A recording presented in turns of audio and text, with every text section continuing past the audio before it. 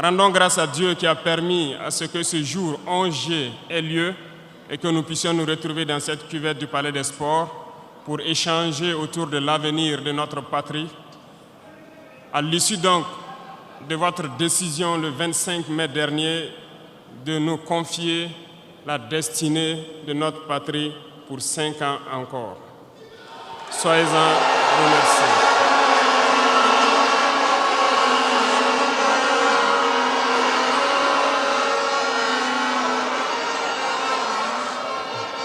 Nous ne voyons pas cela comme un mandat, mais nous avons compris cela comme un message qui nous a été passé. Et le message a été très bien reçu et nous ferons tout pour toujours mériter votre confiance.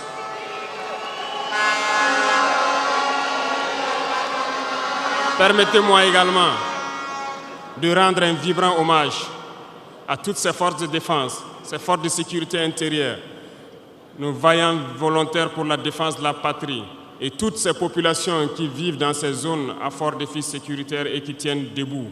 Nous leur rendons hommage et nous leur disons merci pour tout le sacrifice consenti pour notre patrie. Je vous demande que nous puissions donc observer 1 minute de silence pour honorer la mémoire de tous ceux qui ont perdu la vie dans ce combat.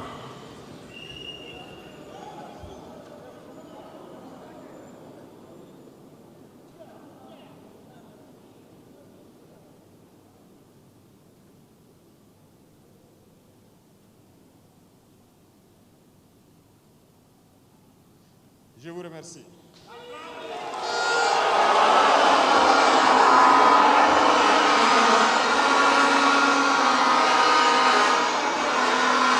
Que les âmes des défunts reposent en paix et que les blessés puissent retrouver bonne guérison.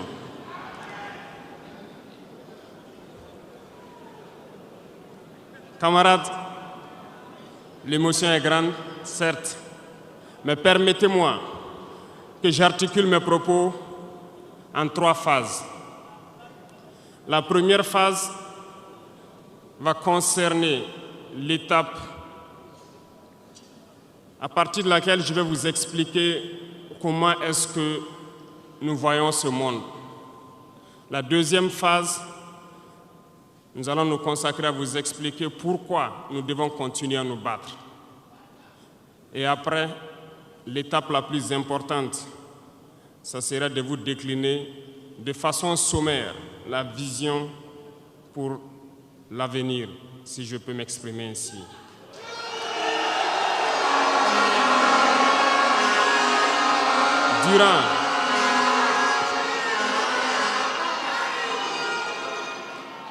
Durant ces 20 et quelques mois passés donc à la tête de l'État, nous avons eu à rencontrer plusieurs hommes politiques venus de toutes parts.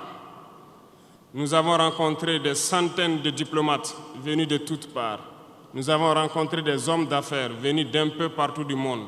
Nous avons été ouverts à tous ces échanges, à toutes ces discussions pour pouvoir apprendre du monde, pour pouvoir comprendre le monde. Et aujourd'hui, je pense que l'occasion est très belle pour que je puisse vous expliquer quelles conclusions nous avons tirées de tous ces rendez-vous que nous avons eus avec des hommes politiques venus de tous les continents, des diplomates venus de tous les continents. C'est très important.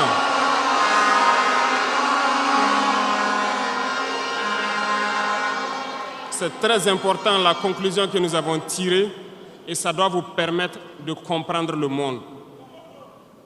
Parce que souvent, dans nos contrées, nous n'avons pas cette perspective de pouvoir avoir accès à certaines personnes qui vont vous enseigner beaucoup de choses à travers leur comportement, à travers leurs propos et aussi en vous disant comment ils nous voient.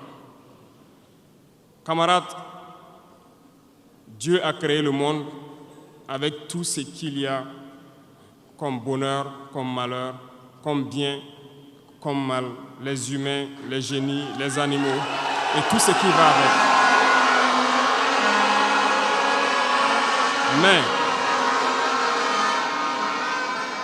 nous, humains, avons décidé de faire du monde autre chose.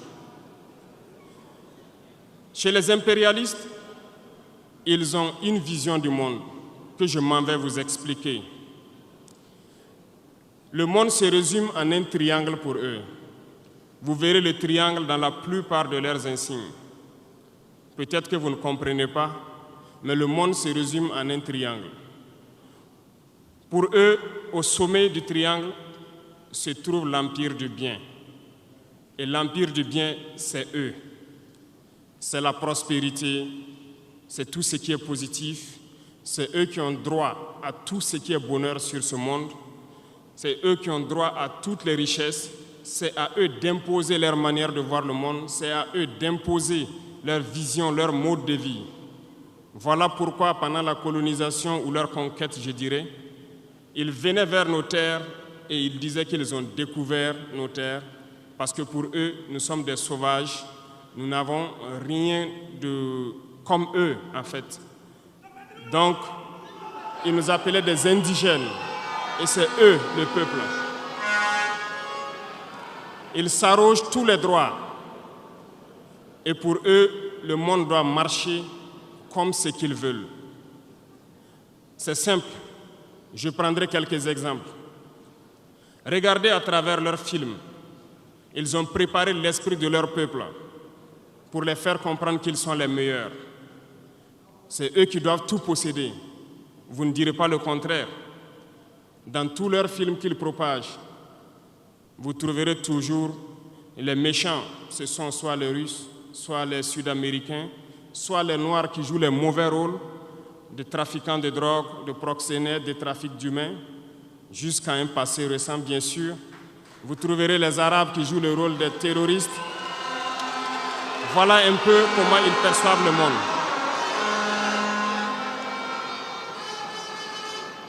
Quand je prends sur le volet économique, qui parmi nous n'a pas traité les produits chinois de produits Shintok, comme on aimait l'appeler, de mauvais produits?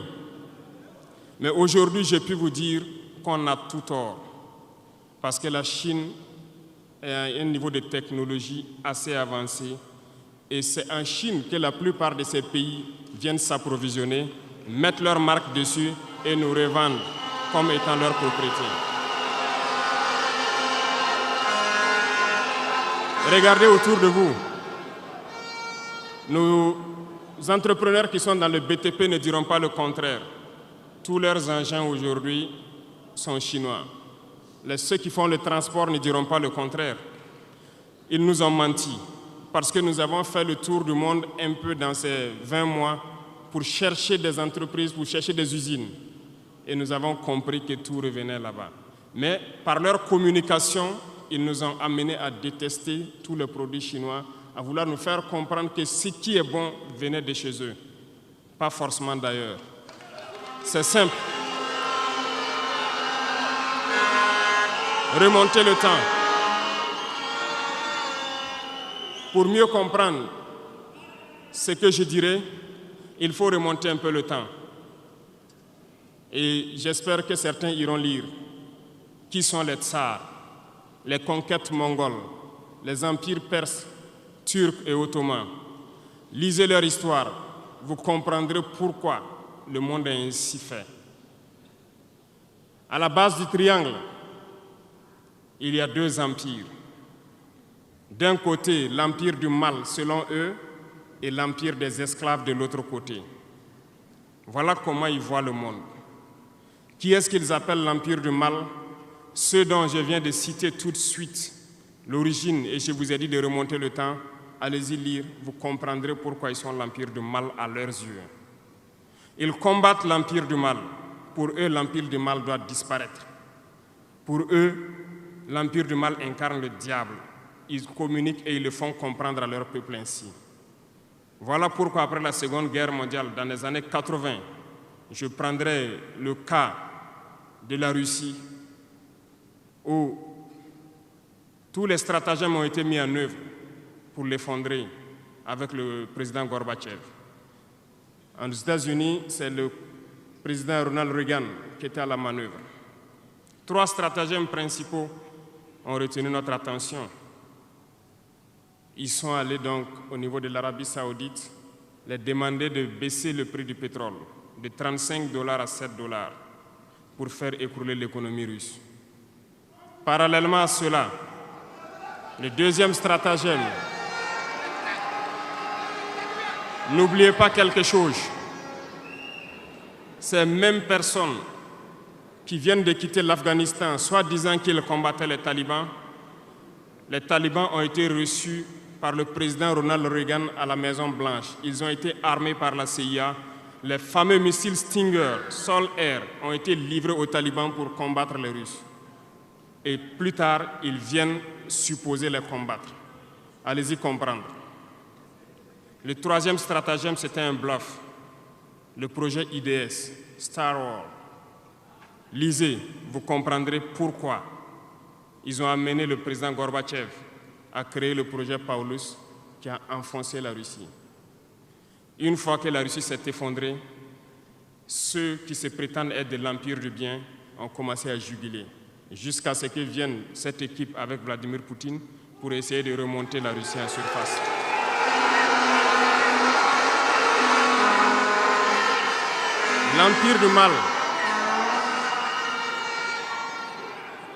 L'Empire du mal, selon eux, a beaucoup souffert. Regardez l'Iran aujourd'hui, toutes les sanctions possibles. Regardez comment ils qualifient certains peuples. Par la communication, ils peuvent arriver à vous amener à faire détester un peuple ou à aimer un peuple. Ils sont très forts dans la communication et ils passent par tous les canaux possibles. Regardez les guerres qui sévissent. Ils ont tout inventé pour leur propre intérêt. Et enfin, l'empire des esclaves, selon eux, c'est l'Afrique et certains peuples d'Amérique du Sud. Dans leur tête, comme je le disais dernièrement, l'Afrique les appartient, nos terres les appartiennent, les richesses de l'Afrique sont pour eux. Et ils ne peuvent pas concevoir que des Africains puissent s'émanciper, sortir la tête de l'eau et vouloir donc les tenir tête. Et pour cela, ils se sont mis un cliché en tête. L'Africain est facile à manipuler, il n'est qu'émotion. Ils trouveront toujours un Africain pour lutter contre son frère. Et ça a toujours été comme ça. Par la communication, ils vous ont amené à détester votre propre couleur de peau. Dans nos cultures, et dans beaucoup de cultures au Burkina Faso ici, le deuil était symbolisé par la couleur bleue. Lorsqu'une femme perd son mari, elle portait donc des tenues de couleur bleue pour faire son deuil pendant un temps donné. Ce sont eux qui sont venus vous dire que le noir symbolise le deuil, le diable, la médiocrité, tout ce qui est mauvais. Et malheureusement, nous avons tellement avalé ça que lorsque nous sommes en deuil, nous nous mettons également en noir. Il faut que nous nous réveillons. Il faut que nous nous réveillons parce que voilà le cliché qu'ils ont en tête. Eux, ils sont l'empire du bien, d'autres sont l'empire du mal et nous sommes l'empire des esclaves. Voilà comment les impérialistes voient le monde. Il faut que vous compreniez cela. Et là, je m'en vais faire un coup de gueule à l'endroit donc de certains intellectuels qui continuent de vouloir prêcher pour les impérialistes. Est-ce qu'ils ignorent cette partie de l'histoire? Je n'invente rien. Ça a été déclassifié, vous trouverez tout ce que j'ai dit dans les bibliothèques ou partout sur les moteurs de recherche. Ces intellectuels n'ont-ils pas lu cela? Ne connaissent-ils pas l'histoire de ce monde? C'est peut-être par malhonnêteté ou quelques billets de dollars qui les amènent à toujours prêcher pour les impérialistes. Il faut que nos intellectuels arrivent à tout moment à prêcher pour conscientiser nos peuples, nos masses populaires, pour qu'ils comprennent d'où ils viennent et comment ils sont vus des impérialistes.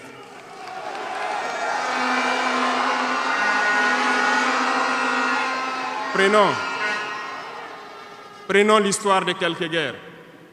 Vous avez suivi la guerre d'Irak. Un gros mensonge qui a été inventé, soi-disant de possession d'armes de destruction massive. Certains sénateurs, au niveau des États-Unis, ont tout fait pour avoir les preuves. Ils ne l'ont pas eu.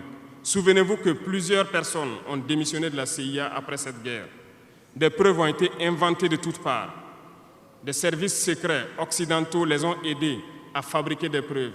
Et on se souvient que le même Niger a été accusé en son temps en montant une fausse convention, un faux contrat de vente d'uranium à l'Irak.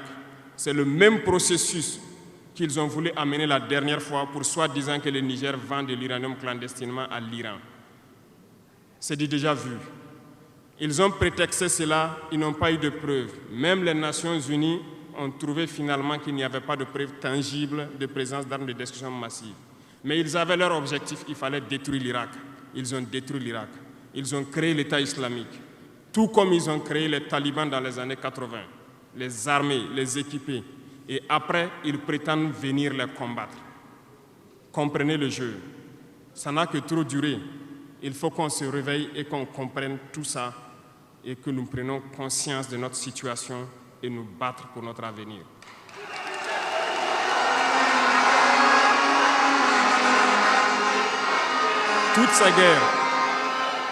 Toutes ces guerres ont été inventées, passant par l'Irak, la Syrie, la Libye, dans le but de déstabiliser le monde à leur profit, parce que nul ne doit pouvoir les égaler. C'est ce que nous vivons aujourd'hui dans le Sahel aussi à travers le terrorisme qu'ils nous ont imposé, parce qu'ils trouveront toujours des Noirs qui vont s'exciter et qui vont prendre les armes contre leurs frères noirs. C'est ce que nous vivons. Ils n'ont jamais quitté ce modèle. Malheureusement, beaucoup de gens leur donnent raison. À cause de quelques billets de dollars, ils se vendent très moins cher à l'ennemi, à l'impérialiste, et ils se mettent à combattre leurs frères. Je voulais faire ce petit historique du monde pour que vous compreniez comment l'impérialisme voit notre monde. Ça se résume en ces petits triangles. Après cela, dans cette deuxième phase, je dois vous expliquer pourquoi nous devons nous battre. Une petite histoire. En 2015, à Tombouctou, lorsque nous avons rencontré, j'étais chargé de la sécurité donc, de la plateforme aéroportière. Dans les patrouilles, nous avons rencontré des individus qui rôdaient autour.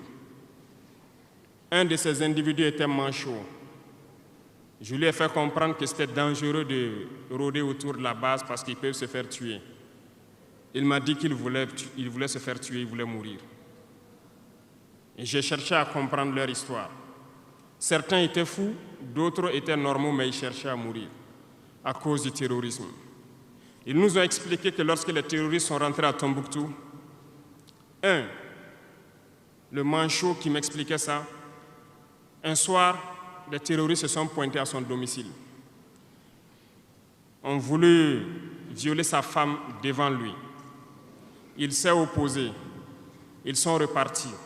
Le lendemain, on est venu le pêcher à la maison, l'amener à la place publique. On l'a accusé de vol. On a tranché sa main, on l'a battu. Il est reparti à la maison.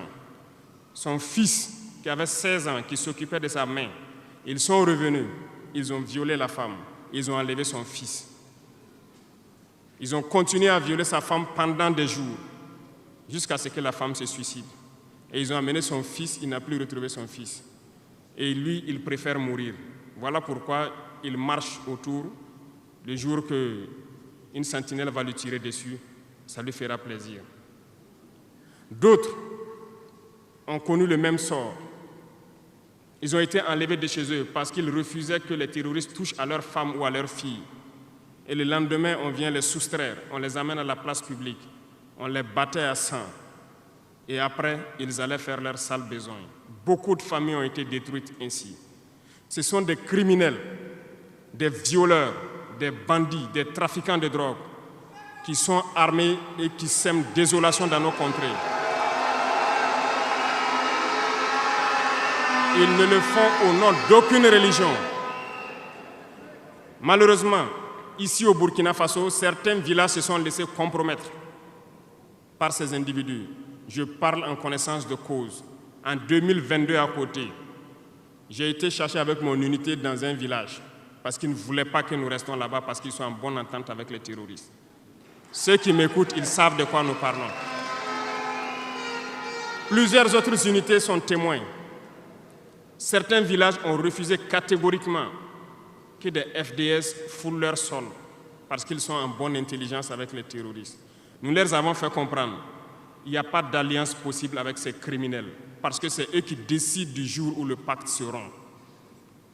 Plus tard, je pense que beaucoup de villages ont compris cela.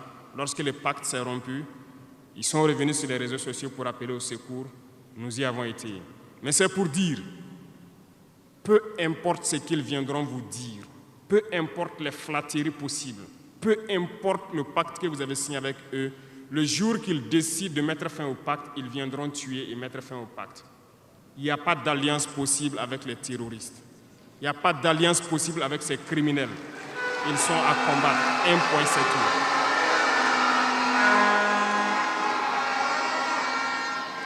Aujourd'hui, nous constatons un phénomène, malheureusement, dans nos villes ici. Certaines personnes se plaisent à passer de cour en cour, à faire comprendre aux épouses de certains FDS et certains VDP, aux familles de certaines personnes tombées pour la patrie, qu'eux, ils avaient une solution pacifique avec les terroristes. C'est nous qui avons voulu faire la guerre, et voilà pourquoi tout ça se passe. Comment est-ce que des êtres humains, voyant tout ce qui se passe, comprenant le monde, peuvent avoir de tels propos? Ne vous détrompez pas. Soit nous les combattons ou ils nous combattent. C'est tout.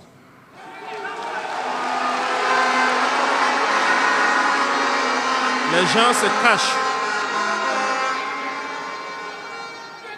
Ces gens se cachent soi-disant derrière un semblant de dialogue ou de négociation. Encore, ils vont vous ramener à traîner dans la boue.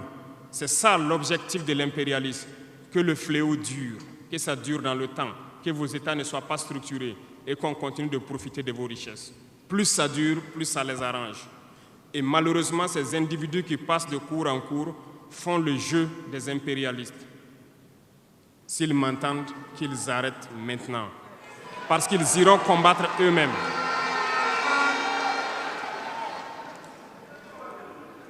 Nous n'avons pas le choix que de combattre. Et nous avons opté pour le combat, et c'est par là que nous serons libres, que nous serons réellement indépendants. Pour ce faire, nous avons pris le soin de diagnostiquer le problème profond du Burkina Faso. J'avoue que le problème est réel et profond. Le mal est là. Nous l'avons diagnostiqué et nous découvrons de jour en jour le système. Plusieurs nœuds ont été défaits, mais des nœuds restent à défaire parce que tous les jours que Dieu fait, nous découvrons certaines pratiques. Je peux comprendre, plusieurs décennies durant, ce système s'est installé. C'est devenu comme un gène dans nos ADN. Mais il faut que nous arrivions donc à soustraire ce gène donc de nos ADN et pouvoir construire un Burkina nouveau. Voilà pourquoi dans la troisième phase de mon propos, je m'en vais donc donner des lignes directrices dans certains domaines clés. Nous ne donnerons pas de détails sur notre programme, si on peut le dire ainsi, parce que quand le programme est connu au détail près, ils vont anticiper, ils vont poser des obstacles sur nos routes et nous empêcher d'atteindre nos objectifs. Mais nous pouvons donc nous résumer en quelques mots. Parlant donc du domaine de la défense et de la sécurité, comme vous le constatez, nous avons opté pour le combat. Et pour cela, nous avons doublé presque les effectifs dans nos forces armées. Nous continuons de recruter et je pense que dernièrement, des recrutements ont été lancés côté officiers et sous-officiers et bientôt, dans quelques jours, le recrutement pour au moins 10 000 soldats devrait être lancé. Nous continuerons à renforcer les effectifs pour faire face.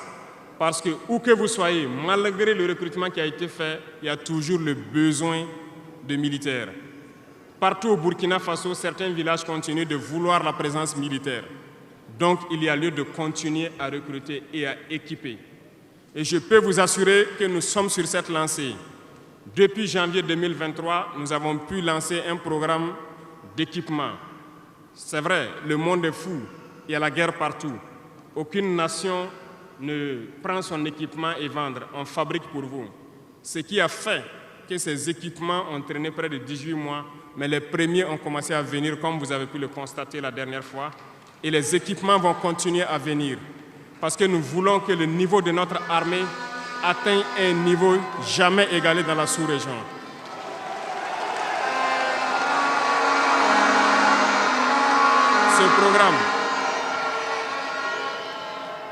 Ce programme d'équipement va se poursuivre. Et c'est vous, les acteurs de ce programme. Parce que depuis que nous nous battons, j'ai pu vous dire, ces soi-disant amis du Burkina qui étaient là depuis longtemps, qui sucent nos richesses, même une seule cartouche de Kalachnikov, nous n'avons reçu de personne pour faire notre combat. C'est vous qui payez. Et nous continuerons à faire corps avec notre peuple pour pouvoir mener cette lutte. Nous avons des partenaires qui ont accepté de nous vendre des équipements et qui ont même proposé de pouvoir nous livrer des équipements stratégiques et que nous puissions payer dans le temps. Nous leur en remercions pour ce geste.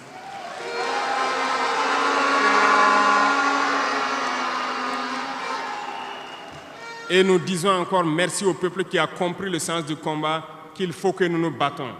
Si nous ne nous battons pas, ils viendront nous chercher chez nous, comme dans un poulailler ou dans une bergerie. Chaque matin, ils choisiront qui ils veulent pour aller exécuter sur la place du public, pour faire peur aux autres, aller trancher des mains ou des pieds sur la place publique pour faire peur aux autres. C'est comme ça leur tactique. Nous allons nous battre. Et nous nous donnerons les moyens pour y arriver. S'il arrive demain que nous sommes coincés dans une certaine lancée, nous viendrons encore vers le peuple et demander encore plus de sacrifices pour pouvoir atteindre l'objectif. Parce que malgré vos cotisations, je vous le disais tantôt, certaines puissances ont refusé de nous vendre les équipements, ont bloqué les équipements que nous avons achetés dans certains pays parce qu'ils ont la licence de certains composants. Et ces puissances exploitent des minerais au Burkina Faso. Je le dis ici, haut et fort et solennellement. Ça va s'arrêter. Nous allons retirer des permis d'exploitation. Nous n'allons pas permettre cela.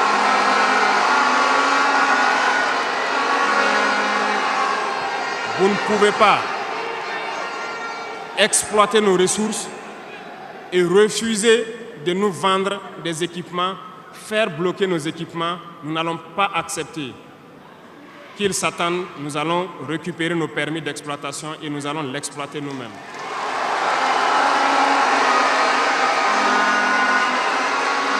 Revenant. Pour conclure sur le volet donc de la défense, nous n'allons pas trop nous étaler là-dessus, mais sachez que tout ce qui est déjà arrivé, les hommes sont en formation là-dessus, d'autres équipements viendront. Et cette guerre, nous allons la mener. Beaucoup de stratégies ont été déjà écrites et nous les adaptons au fur et à mesure du comportement de l'ennemi. Et nous allons vaincre très prochainement ce terrorisme ici au Burkina et même dans l'AES.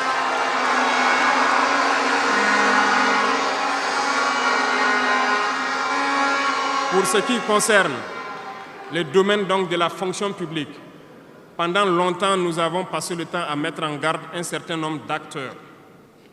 Mais nous avons compris que le phénomène est tellement profond. La corruption, la mauvaise gouvernance dans les différentes administrations, le manque d'éthique persiste.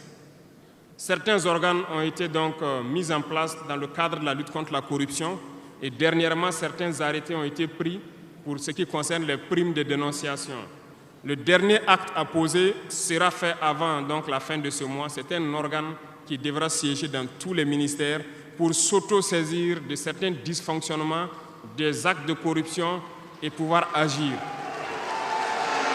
Et ces organes seront prêts. Parce que nous avons beaucoup de gros travailleurs aussi dans l'administration, mais qui sont mis à l'ombre, qui sont souvent mis à l'écart. Parce que pendant longtemps, ce sont les plus corrompus, les plus malhonnêtes qui ont été mis à la lumière, c'est eux qui bénéficient de tous les avantages. Et je dis donc aux travailleurs de faire attention à ces individus qui sont en train de perdre leurs privilèges, parce qu'ils vont continuer de vous manipuler, de vous intoxiquer et de vous envoyer dans de mauvais pâturages. Faites très attention à ces individus qui sont en train de perdre leurs privilèges, parce que nous n'allons pas permettre à ce que une soi-disant élite donc, qui avait été programmée s'arroge tous les droits donc, dans nos différentes administrations. Le dernier organe sera mis en place avant la fin de ce mois et le travail réel va commencer. Vous entendrez dire un peu partout, à l'issue de ça, que nous ne respectons pas certains textes, nous ne respectons pas certaines lois, mais il n'y a pas de loi ou de textes qui tiennent dans cette lutte lorsque c'est pour l'intérêt de la patrie. Qu'ils se le tiennent pour dire, donc, nous allons aller dans ce sens. Nous avons donc, dans le processus du recrutement, adopté une ligne de conduite. Nous sommes en train de faire un diagnostic, de vérifier les présences et de voir les besoins. Il n'est pas exclu qu'au cours de l'année, certains concours soient lancés pour augmenter des effectifs dans certains endroits. Certes, il y a eu d'abord une vague de concours qui a été lancée, mais dans tous les milieux, ils sont en train de faire le point. S'il y a besoin, je dis bien s'il y a besoin, nous continuerons encore de recruter pour être à un niveau acceptable et pouvoir faire fonctionner les différents organes donc, du pays pour le bonheur donc, des masses populaires. Dans le domaine donc, de la diplomatie,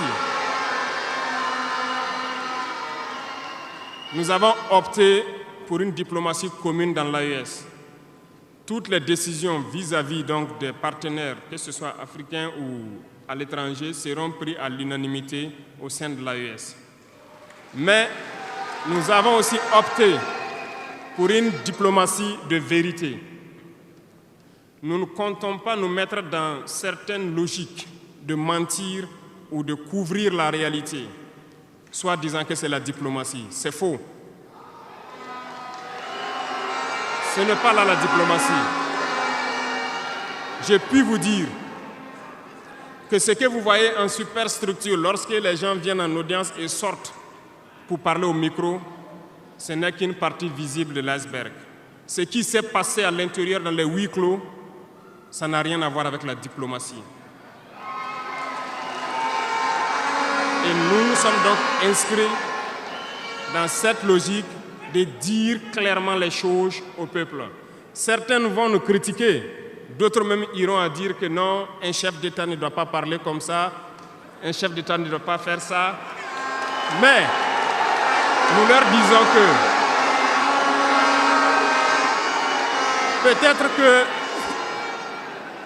peut-être que ces gens qui critiquent de cette façon, lorsque nous disons la vérité, peut-être qu'ils ont une école où ils ont appris à être chef d'État, comment le chef d'État doit être. Sinon, je n'ai pas encore vu cette école. Et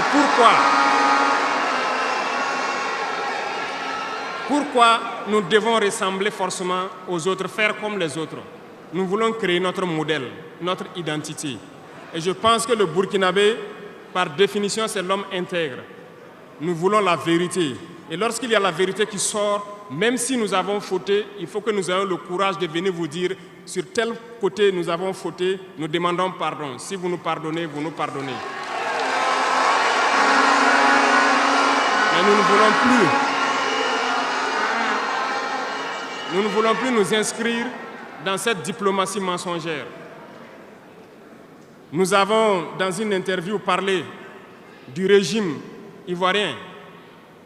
Certains Burkinabés sont montés sur leurs chevaux et critiqués. Je le dis, j'insiste et je persiste. Nous n'avons rien contre le peuple ivoirien, mais nous avons quelque chose avec ceux qui dirigent la Côte d'Ivoire.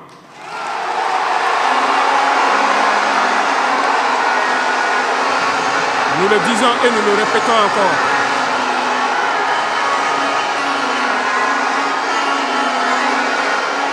Laissez-moi vous dire quelque chose. Permettez-moi de vous dire quelque chose. Il y a il y a bel et bien à Abidjan un centre des opérations pour déstabiliser notre pays. Personne ne peut le nier et nous vous ferons les preuves dans les jours suivants. Nous vous montrerons des preuves physiques. Vous allez comprendre de quoi nous parlons.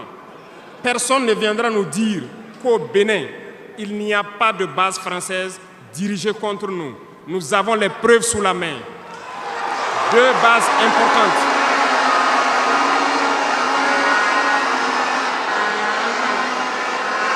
Nul ne peut le contester. Et je les mets au défi. Et nous n'avons rien contre le peuple béninois.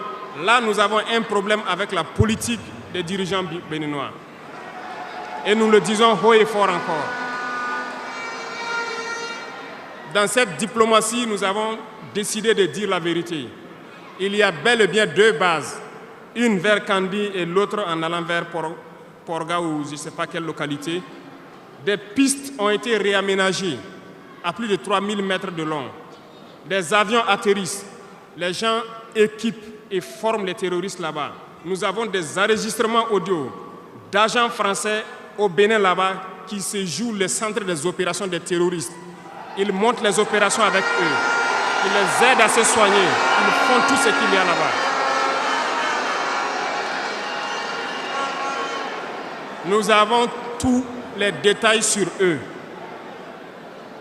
Et vous ne voulez pas qu'on le dise à notre peuple? On va le dire. Si vous ne le voulez pas, s'ils ne le veulent pas, qu'ils arrêtent de se comporter ainsi.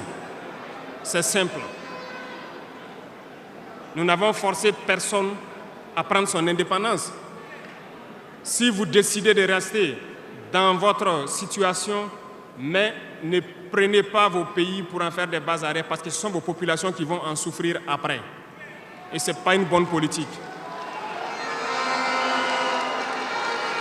Nous le disons par expérience, et je le répète toujours, le Burkina a été une base arrière pour déstabiliser certains pays. Et ce n'est pas bien. Le Burkina a été une base arrière à un moment donné pour les terroristes ici. Voilà le prix que nous payons. Donc, pour prévenir les peuples de ces pays dont je parle, doivent parler à leurs dirigeants et qu'ils arrêtent cette politique parce que ça ne les arrange pas du tout.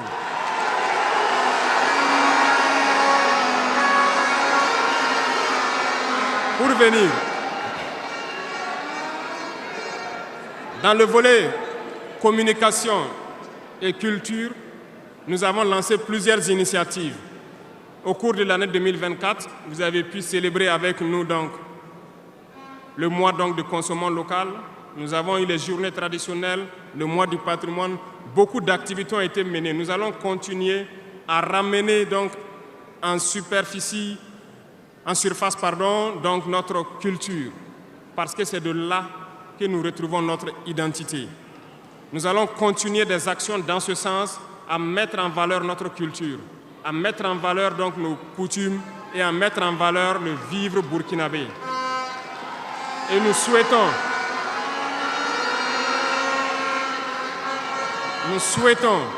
que chacun soit acteur de l'émergence du Burkina Faso à travers sa manière de communiquer. Parce que tout se trouve dans la communication aussi. Vous avez suivi dernièrement la guerre communicationnelle qui a été dressée contre nous et ça continue, ça ne va pas s'arrêter.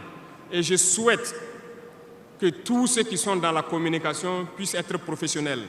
Lorsque nous voulons poser un acte communicationnel, qu'on se pose la question, est-ce que c'est pour la patrie ou contre la patrie, avant de poser l'acte. Peu importe. Vous pouvez ne pas nous aimer, moi, ma personne. Vous pouvez ne pas m'aimer, mais vous devez aimer votre pays. En me faisant du mal, il ne faudrait pas confondre le pays. Et donc, la politique dans le domaine de la communication va devoir aller dans ce sens-là. Et nous serons obligés donc de recadrer la communication sur tous les aspects. Et c'est cette ligne de conduite qui sera donc adoptée.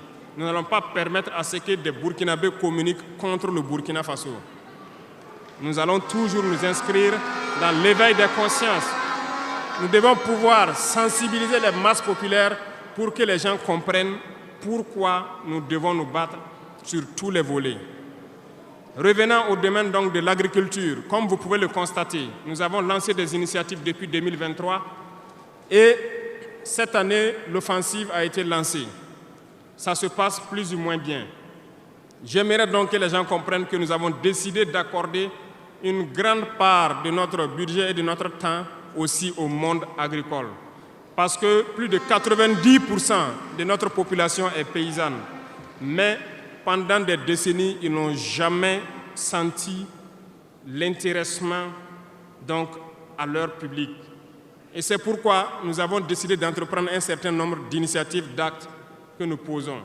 Nous aimerions pouvoir labourer tous les champs de tous les paysans de Burkina Faso, les donner les semences qu'il faut et les permettre de pouvoir avoir les intrants nécessaires à coût subventionné pour pouvoir nous aider dans la lutte contre l'insécurité alimentaire. Parce que l'autosuffisance alimentaire est un droit. C'est dans ce même sens que nous avons créé dernièrement l'ONBA, l'Office national d'aménagement des barrages hydro-agricoles. Nous allons l'équiper parce que tous êtes témoins dans vos différentes régions que nous avons beaucoup de retenues d'eau, beaucoup de barrages, mais qui sont ensablés, qui sont bouchés. Et nous avons la possibilité de faire d'autres barrages. Nous sommes en train de payer de l'équipement pour cet office pour qu'il puisse se déployer sur le territoire et avec la contribution des populations, pouvoir construire beaucoup de barrages et désensabler beaucoup de barrages. Nous allons poursuivre ce combat. Nous allons poursuivre ce combat jusqu'à l'atteinte de l'autosuffisance alimentaire et que nos populations puissent manger à leur faim. Dans le domaine des infrastructures, nous avons un manque crucial de routes. Et en faisant l'analyse, nous avons trouvé pour certaines routes des études très vieilles. Et pour d'autres, il n'y a pas d'études. Nous ne pouvons pas construire une route sans avoir des études. Les études sont préalables. Voilà pourquoi dans ce secteur, nous avons ordonné au ministère de faire beaucoup d'études sur beaucoup de tronçons, ce qui nous permettra donc à l'avenir de pouvoir lancer des travaux et bien faire ces travaux pour que ce soit durable sur beaucoup de tronçons. Pour cela, nous avons remarqué que les frais pour bitumer 1 km de tronçon, nous sommes autour de 500 millions de francs. Donc pour 100 km avec les ouvrages d'assainissement, nous n'avons pas moins de 60 milliards pour faire 100 km de route bitumée.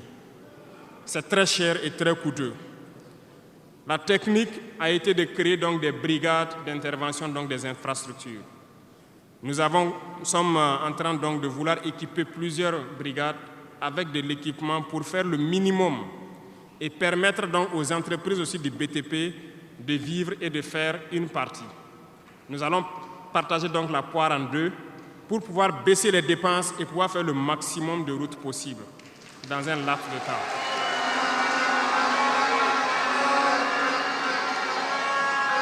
Cela donc a déjà commencé et nous allons poursuivre au cours donc de ces 5 années dans ce processus pour que dans toutes les régions, nous puissions quand même pouvoir rallier le maximum de chefs-lieux de province et que nous puissions faire écouler nos marchandises et que les personnes puissent se déplacer sereinement. Dans le domaine donc, de l'urbanisme, nous sommes dans un processus de pouvoir redessiner nos villes. Et si vous remarquez, les villes sont trop grandes, si je prends Ouagadougou, mais les infrastructures d'assainissement et autres ne suivent pas. Ça fait que nous pataugeons dans la boue et nous n'avons pas assez d'assainissement. Ça nous crée beaucoup de maladies qui peuvent donc amener des épidémies. Nous avons un processus de pouvoir concentrer les villes à travers donc des constructions à hauteur. Pour cela, nous avons un plan que nous avons établi pour pouvoir aller d'un quartier et concentrer le maximum et maintenant étendre aux autres quartiers. Certainement, si les gens sont déplacés dans ces quartiers, beaucoup de terres vont se libérer pour pouvoir maintenant dessiner de bons plans pour nos villes. Nous allons commencer par des villes, un certain nombre de villes d'abord, et pouvoir l'étendre à toutes les autres villes. L'urbanisme doit pouvoir donc nous amener à jouer sur le volet de la santé. Parce que si l'urbanisation est bien faite, il y a un bon nombre de maladies telles que la dengue, le choléra et certaines maladies liées aux eaux sales qui stagnent dans nos rues. Nous allons donc avoir un bon résultat dans le domaine sanitaire. Ce qui m'amène donc dans le volet de la santé. Nous avons décidé depuis un temps de rehausser le plateau technique d'un certain nombre de CHR, d'équiper certains centres donc de scanners et d'appareils qui puissent permettre aux citoyens d'avoir des examens adéquats et à moindre coût. Nous allons continuer dans ce processus. Voilà pourquoi nous avons lancé l'initiative présidentielle pour la santé au Conseil des ministres passé. Il s'agira de créer ce que nous avons appelé des centres de santé communaux. Et dans ces centres de santé, nous avons intégré un minimum de services qui doivent être servis aux populations. Il s'agira de l'imagerie, c'est-à-dire tout ce qui est échographie et radiographie, des banques de sang et aussi des laboratoires, pour que les populations des différentes provinces et communes, certaines communes, n'aient pas à se déplacer ou avoir besoin d'ambulance pour une transfusion sanguine, amener des malades vers certains centres, qui peuvent d'ailleurs ne pas arriver à cause de l'état de la mauvaise route. Donc, cette initiative est déjà lancée et nous allons faire en sorte que nous puissions commencer avant la fin de l'année la construction des premiers centres et leur équipement. Nous allons le poursuivre au fur et à mesure jusqu'à la limite donc de nos moyens pour pouvoir donner une santé, un système de santé fort à toutes nos populations. Nous ne voulons pas voir quelqu'un quitter sa localité pour venir vers un CHR pour une radio ou pour une transfusion sanguine. Donc, c'est bien possible. C'est bien possible parce que je reviens encore à nos impérialistes qui nous ont pillés pendant longtemps. Regardez, leurs simples hôpitaux pour leurs animaux sont plus équipés que nos centres de santé. Ce n'est pas concevable. Nous pouvons atteindre ce niveau et nous avons décidé de nous battre pour atteindre ce niveau.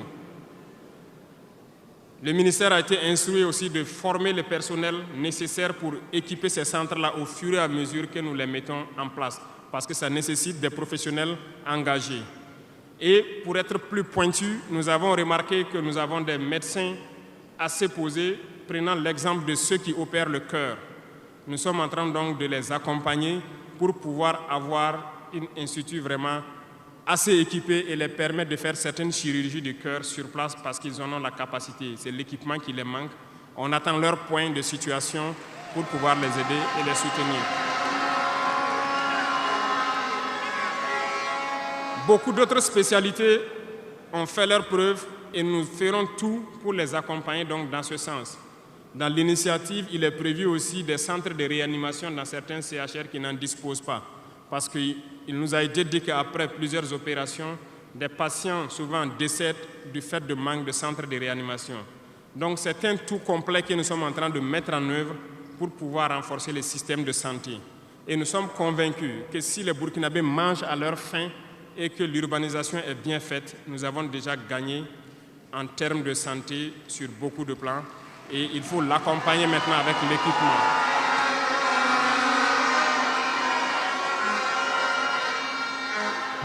Dans le domaine de l'éducation, nous avons fait le diagnostic et comme vous le savez, nos camarades étudiants sont là, ils ne diront pas le contraire. Comment quitter ces chevauchements d'années, comment refaire le système? Eh bien, nous avons abouti à une conclusion. Nous avons lancé l'initiative aussi pour l'éducation de qualité. Ça va intégrer tous les volets, de la maternelle jusqu'à l'université. Les premiers bâtiments devront donc pousser aussi avant la fin de l'année. Nous avons opté pour des constructions en hauteur, pour rassembler le maximum d'élèves sur des superficies données, pour permettre un contrôle approfondi et judicieux de l'enseignement, parce que l'enseignement, c'est aussi de l'éducation. Et au finish, nous devrons avoir des complexes dans la plupart de nos communes, qui vont de la maternelle jusqu'au secondaire, et les centres universitaires doivent voir leur capacité augmenter aussi. Quand nous prenons aujourd'hui nos salles de classe à 3 classes qui sont construites un peu partout, la saison des pluies a commencé, les intempéries encore sont venues nous montrer que ce n'est pas la bonne option. Voilà pourquoi nous ne voulons plus faire ces centres isolés avec des petites maisons de 3 salles et nous allons passer à des constructions à hauteur pour avoir le maximum d'élèves dans un espace donné et l'encadrement conséquent pour une éducation de qualité. Beaucoup d'autres choses seront initiées dès le primaire. Nous allons revenir à certains fondamentaux de discipline et d'instaurer donc un certain nombre de valeurs à inculquer aux plus jeunes depuis le primaire pour qu'ils soient de bons citoyens de demain.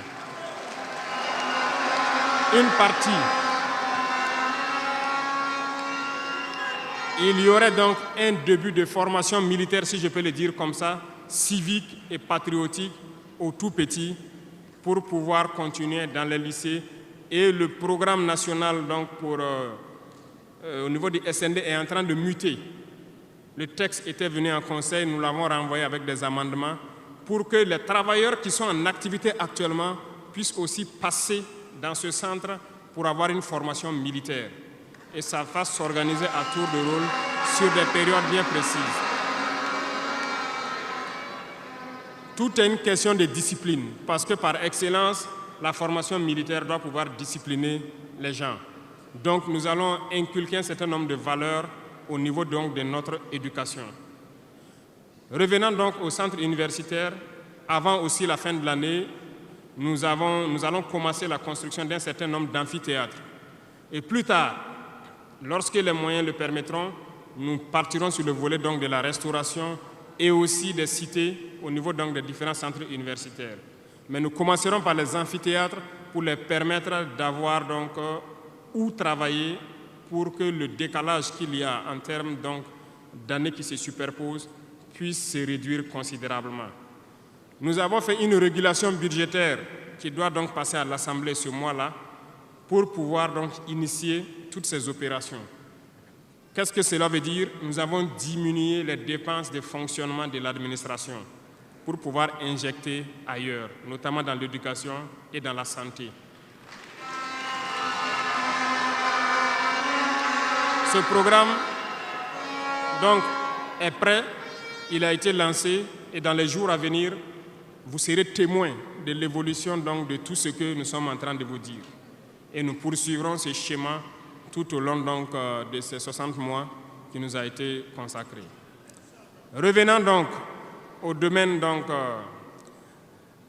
des mines, je le disais tantôt, nous avons adopté une nouvelle politique.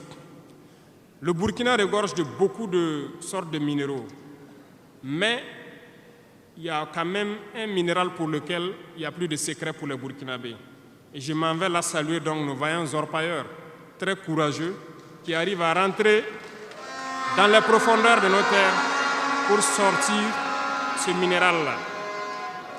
Nous nous sommes dit, pourquoi continuer à laisser des multinationales étrangères venir puiser notre or pendant que nous savons l'exploiter nous-mêmes? Voilà pourquoi nous avons ordonné au ministère de réorganiser les orpailleurs. Et le gouvernement va prendre en compte l'exploitation de l'or. Plusieurs permis, comme je le disais, seront retirés de certaines personnes et nous allons l'exploiter nous-mêmes. Nous allons nous équiper.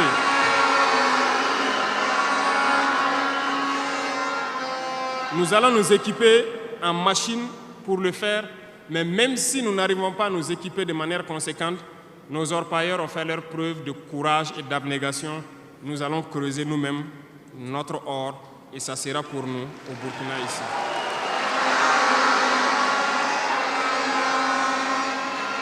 Pour les autres substances, là où nous ne pouvons pas, et bien sûr, nos partenaires sincères qui acceptent de nous accompagner dans cette lutte, c'est à eux seuls que nous pourrons concéder certains permis. Parce qu'ils ont accepté de nous accompagner dans la lutte pour notre souveraineté, dans la lutte contre le terrorisme. Et nous avons édicté un nouveau code donc, minier qui est actuellement à l'Assemblée et j'espère qu'il sera voté donc, dans la semaine prochaine pour imposer un nouveau modèle aux différentes entreprises qui vont venir pour exploiter l'or ici, pour que le maximum de profit soit pour l'État.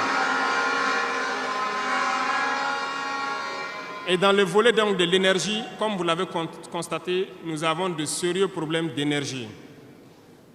L'accroissement de la population n'a pas été suivi par une politique énergétique. Aujourd'hui, lorsque les pics de chaleur arrivent, il y a des délestages en permanence, beaucoup d'activités souffrent. Nous sommes en discussion avec des partenaires qui sont actuellement même au Burkina pour pouvoir construire dans l'urgence donc des centrales thermiques de très grande capacité. Et nous voulons donc voir avec eux comment on peut réduire les délais de construction. Les discussions portent actuellement sur la réduction des délais de construction et le modèle financier que nous allons mettre en place. Nous espérons aboutir à ça en attendant que notre processus, qui peut paraître long, des centrales nucléaires, puisse donc voir le jour. Sur ce volet aussi, ça se poursuit très bien. Sur ce volet, nous pouvons vous assurer que ça se poursuit très bien et nous sommes en train de vouloir mettre en place, sur place ici, une unité, si je peux dire, pour former des Burkinabés qui doivent prendre le relais, qui doivent suivre tout ce qui est processus de construction et prendre le relais, le transfert de compétences. Donc, ça va prendre vraiment un processus assez scientifique pour que nous puissions, à l'avenir, lorsque la centrale sera là, que dans un futur pas loin, ça soit la propriété exclusive des Burkinabés, que les ingénieurs burkinabés se l'approprient et pouvoir le mettre en œuvre, pouvoir l'entretenir.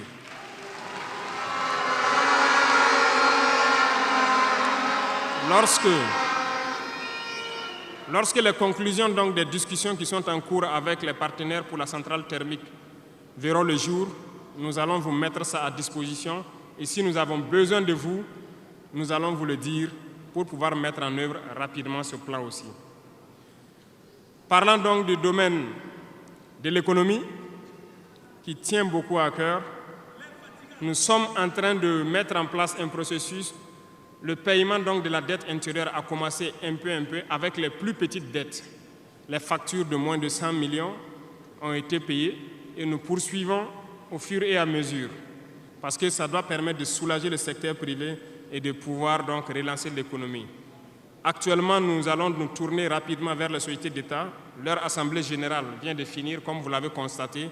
Elles fonctionnent très bien et elles ont fait de très bons résultats. Nous allons partir donc des sociétés d'État, soustraire un peu sur leur DAT pour soulager l'économie et faire tourner, soulager la dette intérieure et faire tourner l'économie.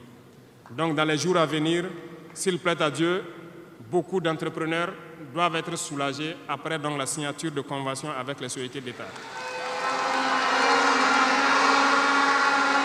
Mais nous sommes en train, donc dans le secteur minier, comme je vous l'ai dit, de prendre une certaine indépendance. Ça doit nous permettre donc de pouvoir avoir un bon nombre de ressources en matière de finances, mais aussi et surtout le volet de l'industrialisation qui doit venir combler ce volet économie-là. Parce que nous dépensons beaucoup à l'extérieur, nous sommes en train de mettre en place tous les processus pour que nos devises ne sortent pas.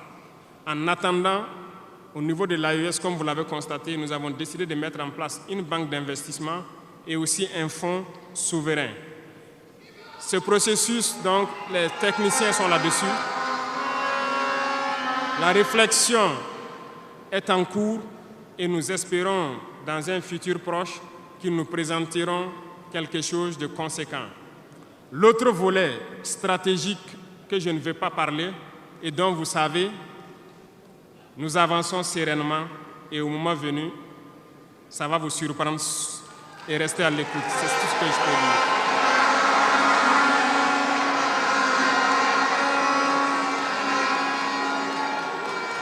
Dans le volet commerce et industrialisation,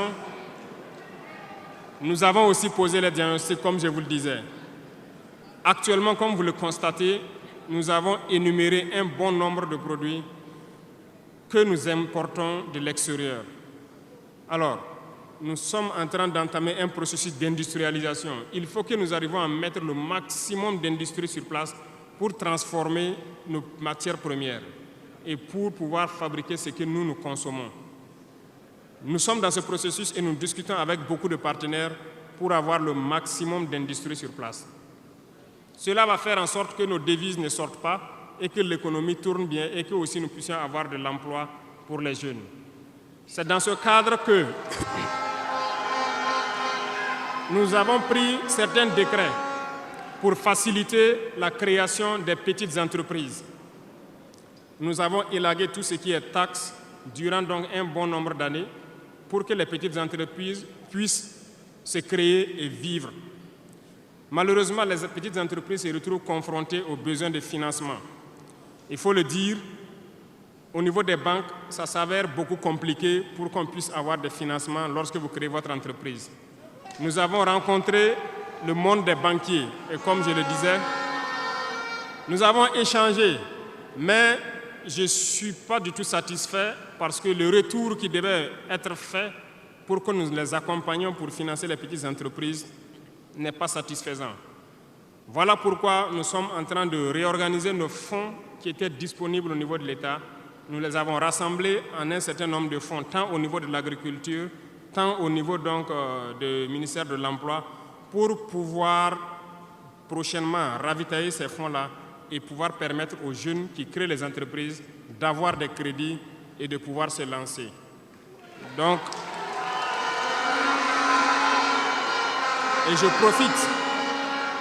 profite interpeller donc le monde donc encore des banquiers de revenir avec des propositions parce que nous avons des solutions, mais peut-être pas de bonnes solutions pour eux. Mais il faut qu'ils reviennent un peu pour nous appuyer à pouvoir aider les jeunes à s'en sortir. Le cas échéant,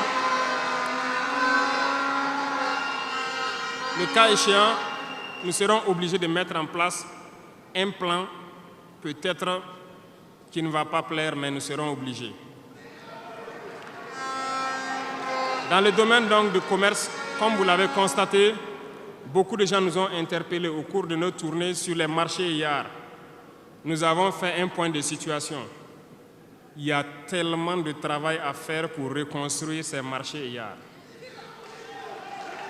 Donc, aujourd'hui, quand vous prenez à Ouagadougou, le maire fait des séances de sensibilisation un peu partout, concernant donc un certain nombre de commerçants qui se sont installés de manière anarchique au bord des rues, mais j'ai instruit à ce que ce soit des sensibilisations toujours, en attendant que nous dégageons les espaces pour construire des marchés dignes de ce nom et demander aux gens de venir prendre des boutiques dans ces marchés et maintenant pouvoir libérer les rues pour pouvoir agrandir et assainir notre milieu.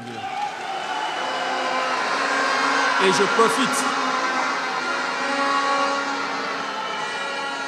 je profite donc, vous demander, vous aussi, population des villes, de nous aider dans cette phase de sensibilisation en vous sensibilisant vous-même pour ne pas aller construire autour des poteaux de la Sonabel qui sont un danger pour vous-même, de ne pas aller construire sur les caniveaux d'évacuation d'eau.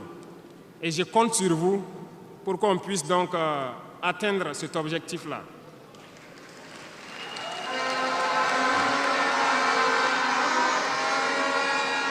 Revenant donc au volet donc de l'emploi, le sport, la jeunesse, nous sommes en train de faire une réforme. Il y aura un remaniement ministériel dans quelques jours où l'architecture des ministères va changer un peu. Nous allons consacrer un ministère entier à la formation secondaire et professionnelle pour que nous n'ayons plus à avoir donc au niveau de l'université ce blocage qui est là actuellement. Nous devons pouvoir professionnaliser beaucoup de jeunes depuis le lycée. Donc, soit depuis la 4e ou au niveau donc de la seconde, que les gens puissent décider d'aller dans des filières professionnelles et pouvoir s'auto-employer. Donc, un ministère sera consacré uniquement à ça. Parce que le système éducatif, comme je l'ai dit, après diagnostic, Vous êtes d'accord avec moi que nous formons très peu d'ingénieurs. Pourtant, une nation qui se développe, l'indice aussi de développement, c'est en termes d'ingénieurs formés. Remontez dans l'histoire et voyez toutes ces grandes nations. Le nombre d'ingénieurs formés par an dans des spécialités pointues compte beaucoup dans le développement. Au Burkina, nous n'en avons pas assez. Voilà pourquoi l'école polytechnique de Ouagadougou, nous voulons la faire évoluer en université polytechnique en y mettant un certain nombre de filières technologiques et en recrutant le maximum d'étudiants qui puissent être formés là-bas et avoir des ingénieurs. C'est bien que nous ayons les filières comme lettres modernes, philosophie, droit, psychologie, histoire. Beaucoup d'étudiants se retrouvent là-bas contre leur gré. Ce n'est pas forcément ce qu'ils ont choisi, mais ce sont les filières disponibles qui forcément ne donnent pas des opportunités d'emploi. Voilà pourquoi nous avons décidé de valoriser ce secteur donc, de la formation professionnelle et de l'emploi en y consacrant entièrement un ministère. Donc dans les prochains jours, ce remaniement sera fait et vous verrez donc comment nous allons évoluer.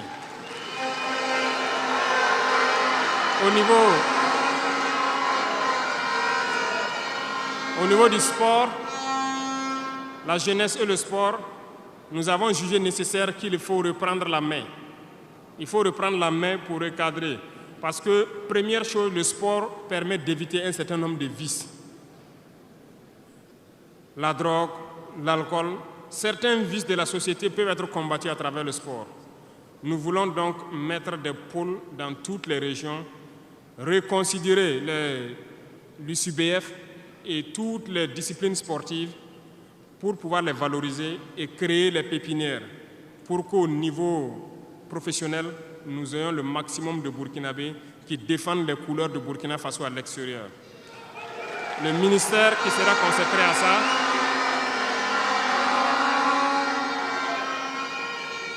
donc, il y a beaucoup déjà de textes qui ont été écrits et nous allons mettre en œuvre cela dès les prochains jours après le remaniement pour créer nous-mêmes ces espaces-là.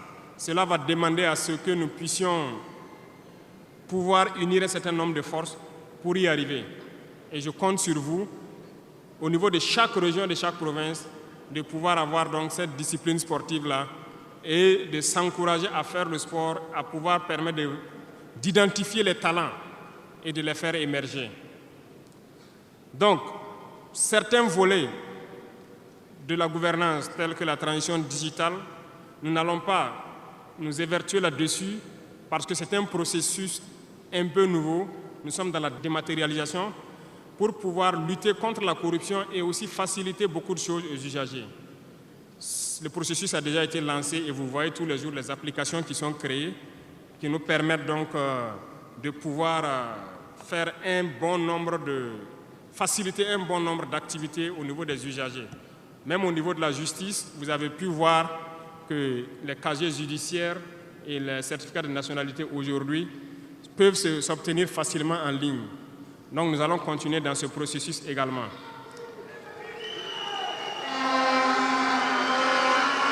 Revenant donc au domaine donc de l'humanitaire, nous avons donné donc instruction au ministère. C'est le ministère de la Femme, du Genre, de la Cohésion sociale et de l'action humanitaire. C'est eux qui traitent toutes ces questions. Mais nous avons décidé dans une première phase de nous concentrer sur l'action humanitaire, notamment soutenir les populations qui retournent dans leur village. Aujourd'hui, imaginez des populations qui retournent dans leur village en début de saison ou pendant la saison pluvieuse. C'est très difficile pour eux de pouvoir se nourrir ce temps-là. Donc, certains volets peuvent sentir moins donc, la présence du ministère, notamment le genre et autres. C'est parce que nous avons donné instruction au ministère de se concentrer sur l'action humanitaire.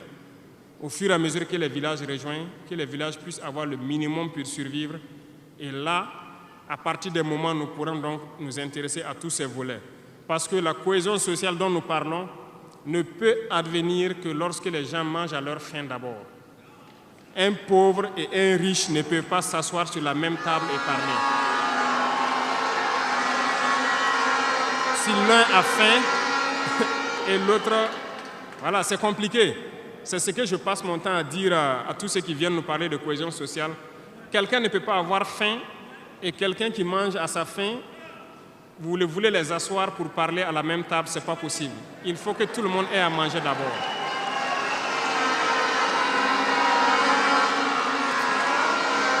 Voilà pourquoi c'est dans la lutte qu'il y a la cohésion. Acceptons de lutter. C'est dans la lutte, c'est dans la guerre qu'est née l'AES. C'est dans la lutte que nous avons pu nous unir dans le Sahel. Et c'est dans la lutte que les Burkinabés sont en train de s'unir. Allez-y voir tous ces villages qui se retournent. Je vous invite à faire le tour. Beaucoup sont venus de différentes provinces. Ils peuvent être dans leur village avec des désaccords. Ils ont été cherchés. Mais quand ils reviennent, ils sont plus soudés que jamais. La cohésion sociale se trouve dans la lutte également. Et pour finir, j'ai laissé le domaine de la justice en dernier pour terminer donc notre vision dans ce domaine.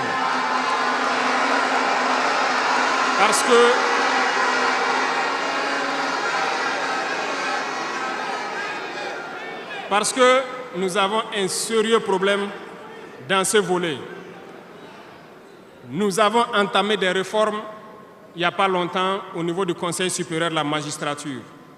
Nous avons vu des écrits, nous avons vu des comportements de certains syndicats du monde de la justice. Très bien, certains ont tenté de boycotter tout ce qu'ils peuvent, mais comme le disait Diop, avec ou sans eux, nous allons avancer.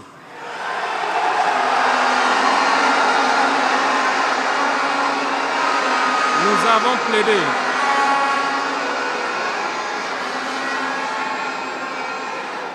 Nous avons plaidé pour une justice juste, si on peut le dire. Nous avons sensibilisé beaucoup les gens, mais nous nous sommes rendus compte qu'il y a beaucoup de brebis galeuses dans leur rang, malheureusement.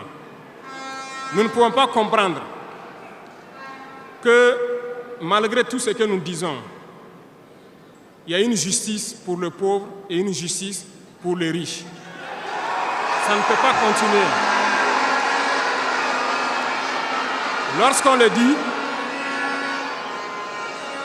Lorsqu'on le dit, ils disent que nous ne devons pas parler de ça.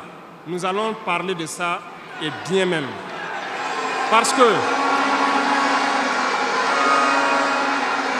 remarquez jusqu'au jour d'aujourd'hui, lorsqu'un citoyen lambda, qui ignore la loi d'ailleurs, même si on dit nul n'est censé ignorer la loi, un citoyen lambda a un problème en justice, on peut l'attraper, le mettre en prison sans jugement pendant longtemps d'abord. Mais lorsque un autre citoyen a un problème en justice, pour peu qu'il puisse mobiliser 1, 2, 3 avocats, son dossier est rapidement pris en compte, jugé rapidement, pendant que le pauvre, lui, il croupit d'abord en prison. On ne peut pas accepter ça.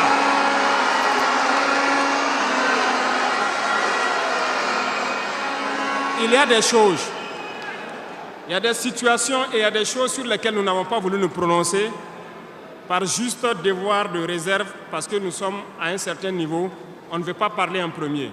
Mais nous allons rompre ce tabou-là. Ça ne peut pas continuer comme ça. Il faut que les gens changent de manière d'être.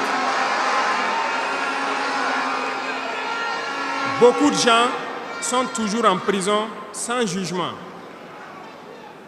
Nous allons lancer une campagne bientôt pour juger ces gens-là qui sont en prison pendant des mois sans être jugés. Parce que nous ne pouvons pas payer des gens et vouloir encore qu'on paye lorsqu'il y a un jugement. Ces pratiques vont cesser, ça fait partie du fonctionnement. Et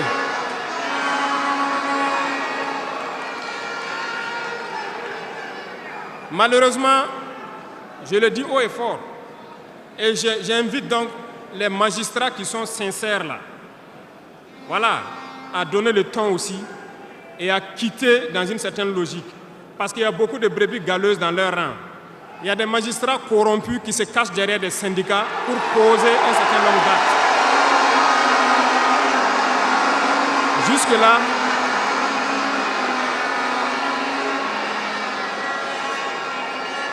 Jusque-là, nous sommes restés dans une certaine logique d'essayer de respecter certaines règles. Mais je veux qu'ils comprennent. Ce n'est pas parce qu'ils savent parler. Nous savons parler. Si quelqu'un continue dans cette logique, à chaque instant, nous serons devant le peuple pour les expliquer pourquoi nous avons violé telle décision de justice. Tant que ça ne va pas rencontrer l'assentiment du peuple. Parce que c'est le terme qui existe.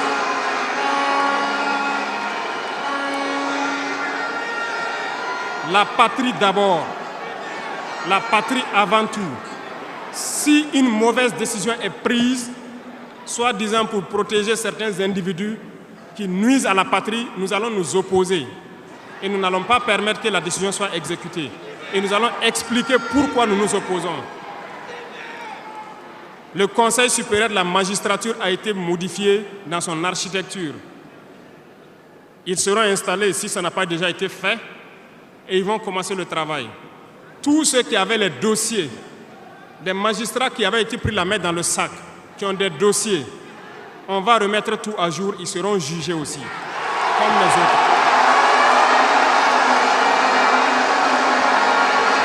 Il n'y aura rien d'impuni.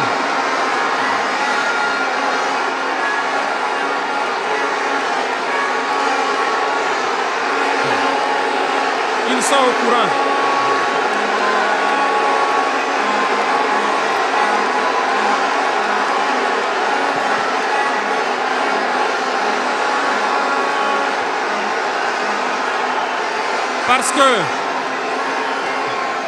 Parce que l'injustice est un fléau qui détruit la société. Oui, l'injustice est un fléau qui détruit notre société. Et il faut que ce soit clair. Certains diront qu'on n'avait pas besoin de le dire ici, on avait besoin de le dire. On les met en garde et ça sera fait. Ils vont le voir dans les jours à venir. Et c'est une mise en garde en même temps au nouveau Conseil supérieur de la magistrature qui sera mis en place de prendre au sérieux tous les dossiers. Certaines personnes ont été forcées à la corruption. Certains opérateurs économiques ont été escroqués, forcés à la corruption par certains membres de la justice. On a ouvert pour qu'ils puissent venir dénoncer ces individus-là. Ils vont être jugés également. Nous voulons une autre forme de justice.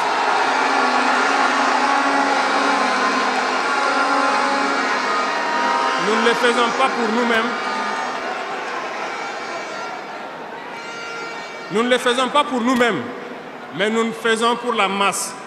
Parce que les deux catégories de citoyens, cette minorité qui se retrouve être la minorité dirigeante et la majorité qui est la masse populaire paysanne qui est croupie dans les villages, nous n'allons pas permettre à ce qu'il y ait cette distanciation en matière de justice. Donc, j'ai laissé la partie de la justice en dernière partie pour les dire que la bataille sera lancée. Et nous comptons sur les magistrats honnêtes pour faire le travail honnêtement et expédier de leur rang les corrompus, les vendus et les escrocs. Nous n'allons pas continuer à les embourgeoiser, à les enrichir. On va nettoyer. Et s'il faut que...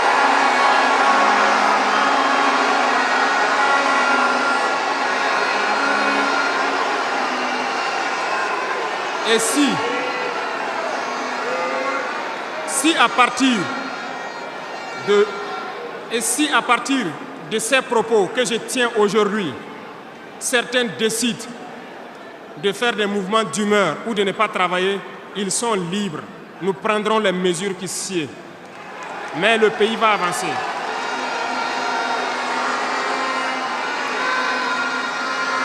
Tout Burkinabé a besoin de dignité. Tout Burkinabé a besoin de vivre en paix. Et la justice doit se donner en tenant compte de certaines valeurs. Nous avons vu des familles qui ont été détruites à cause de petites décisions de justice qui ont détruit cela. Je prends pour exemple, pour une simple bagarre au quartier. Une simple bagarre au quartier, on prend quelqu'un pour coups et blessures, on le met en prison, on ne se rend même pas compte que ce sont ces femmes et ces enfants qui vont périr dans la misère. On détruit des familles pour ça. Nous avons interpellé à relire le code pénal et c'est en relecture. Nous allons changer carrément le modèle de justice. Parce que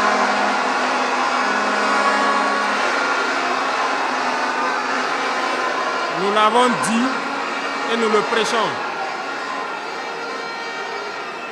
Il y a plein de fautes. Il y a plein de fautes qui peuvent trouver un solutionnement sans être forcément la prison. Et je peux vous promettre que dans ces 5 ans, nous allons faire en sorte pour diminuer de manière drastique le nombre de prisons et augmenter le nombre de travailleurs dans nos plaines, parce que nous allons récupérer nos plaines.